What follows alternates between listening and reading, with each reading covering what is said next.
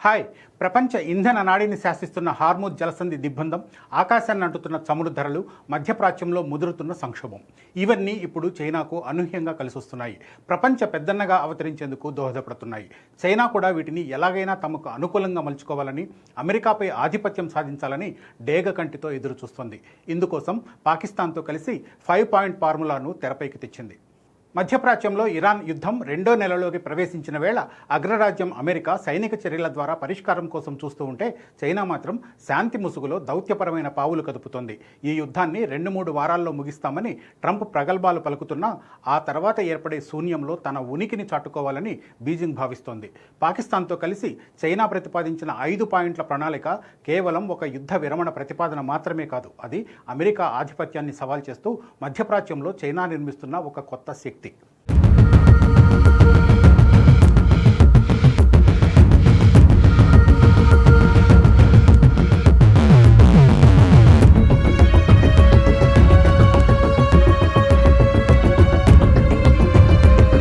China ఇప్పుడు శాంతిదూత పాత్రను పోషించడం వెనుక మానవతా దృక్పథం కంటే తన సొంత ఆర్థిక మనుగడపై ఉన్న ఆందోళనే ఎక్కువగా కనిపిస్తోంది. ప్రపంచంలోనే అతిపెద్ద ముడి చమురు దిగుమతిదారుగా ఉన్న చైనాకు చమురు కొరత లేకపోవచ్చు, ఎందుకంటే ఇప్పటికే తగినంత నిల్వలున్నాయి. కానీ గ్లోబల్ సప్లై చైన్ విచ్ఛిన్నం కావడం చైనాను ఉక్కిరిబిక్కిరి చేస్తోంది.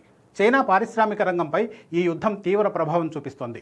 కేవలం చమురు ధరలు పెరగడం మాత్రమే కాదు, పారిశ్రామిక ముడి పదార్థాలైన ప్లాస్టిక్, టెక్స్టైల్స్, ఎలక్ట్రిక్ వాహనాలకు కావలసిన విడిభాగాలు, సెమీ కండక్టర్ల తయారీ ఖర్చు తడిసి మోపెడవుతోంది. చైనా ఎగుమతులపై ఆధారపడిన దేశాలు ఆర్థిక మాంద్యంలోకి జారుకుంటే అది నేరుగా చైనాలోని ఫ్యాక్టరీల మూసివేతకు దారితీస్తుంది. ఇప్పటికే కునారిల్లుతున్న తన దేశీయ ఆర్థిక వ్యవస్థను కాపాడుకోవాలంటే ప్రపంచవ్యాప్తంగా వస్తువులను అమ్ముకోవడానికి చైనాకు స్టెబిలిటీ అత్యవసరం. అందుకే యుద్ధం ముగించేందుకు బీజింగ్ తనదైన శైలిలో పావులు కదుపుతోంది. ఈ సంక్షోభంలో పాకిస్తాన్ ఒక ఊహించని మధ్యవర్తిగా అవతరించింది. గతంలో అమెరికాకు మిత్రదేశంగా ఉన్న పాకిస్తాన్ ఇప్పుడు ఇరాన్ యుద్ధంలో ట్రంప్ను ఒప్పించగల సామర్థ్యం ఉందని నమ్ముతోంది. పాకిస్తాన్ విదేశాంగ మంత్రి బీజింగ్కు వెళ్లి చైనా మద్దతు కోరడం, ఆ వెంటనే చైనా ఈ శాంతి ప్రణాళికను ప్రకటించడం చూస్తుంటే ఈ 2 దేశాల మధ్య ఉన్న లోతైన వ్యూహాత్మక సంబంధం అర్థమవుతుంది. చైనాకు ఉన్న ఆర్థిక బలం, పాకిస్తాన్కు ఈ ప్రాంతంలో ఉన్న భౌగోళిక రాజకీయ పట్టు కలిసి ఈ 5 పాయింట్ ఫార్ములాను రూపొందించాయి. చర్చలు, దౌత్యం ద్వారానే ఈ యుద్ధానికి ముగింపు లభిస్తుందని చైనా చెబుతోంది. ముఖ్యంగా హార్మూజ్ జలసంధిని రక్షించడం ఈ ప్రణాళికలో కీలక అంశం. ఎందుకంటే ఇరాన్ తన ప్రధాన ఆయుధంగా వాడుతున్న ఈ జలసంధి మూతపడితే చైనా ఇంధన భద్రత ప్రశ్నార్థకమవుతుంది. ట్రంప్ మొదటి విడత పాలనలో చైనాపై విధించిన వాణిజ్య ఆంక్షలు ఒక రకంగా చైనాకు వరంగా మారాయి. అమెరికా మార్కెట్ తగ్గిపోవడంతో చైనా తన వ్యాపారాన్ని మధ్యప్రాచ్యం వైపు మళ్లించింది.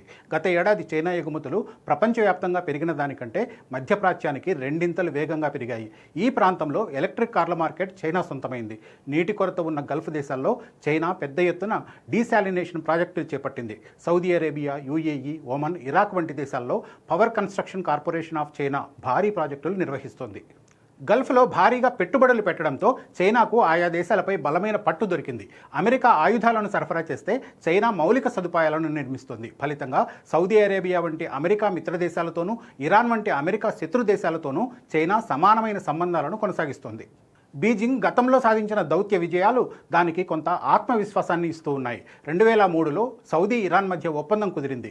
దశాబ్దాలుగా బద్ధ శత్రువులుగా ఉన్న ఈ 2 దేశాల మధ్య రాయబారం నడిపి దౌత్య సంబంధాలను పునరుద్ధరించడంలో చైనా విజయం సాధించింది. ఇది ప్రపంచ దేశాలను సైతం ఆశ్చర్యపరిచింది. హమాస్, ఫతా సహా 14 పాలస్తీనా వర్గాలను ఒకే టేబుల్ మీదకు తెచ్చి బీజింగ్ డిక్లరేషన్ చేయించడం ద్వారా చైనా తన దౌత్య శక్తిని చాటుకుంది. అయితే తాజా ఇరాన్ యుద్ధం చైనాకు ఒక కఠిన పరీక్ష. ఎందుకంటే చైనాకు ఈ ప్రాంతంలో సైనిక బలం లేదు. అమెరికాకు గల్ఫ్ దేశాలన్నింటిలోనూ సైనిక స్థావరాలున్నాయి. చైనాకు ఉన్న ఏకైక స్థావరం జిబోటిలో ఉంది. అది కూడా కేవలం లాజిస్టిక్స్ కోసం మాత్రమే.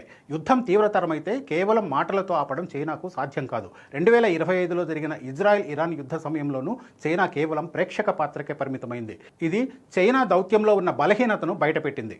చైనా తనను తాను ఒక తటస్థ దేశంగా చిత్రీకరించుకోవడానికి ప్రయత్నిస్తున్నప్పటికీ దానిపై అంతర్జాతీయంగా అనేక అనుమానాలున్నాయి.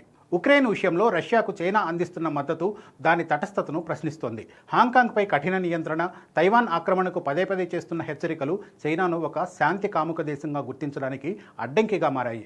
నియంతృత్వ ధోరణి కలిగిన చైనా పాలకులు మానవ హక్కుల గురించి మాట్లాడకపోవడం, ఇతర దేశాల్లో జరుగుతున్న అణచివేతను ఖండించకపోవడం వల్ల ఒక నైతిక నాయకత్వాన్ని చైనా పొందలేకపోతోంది.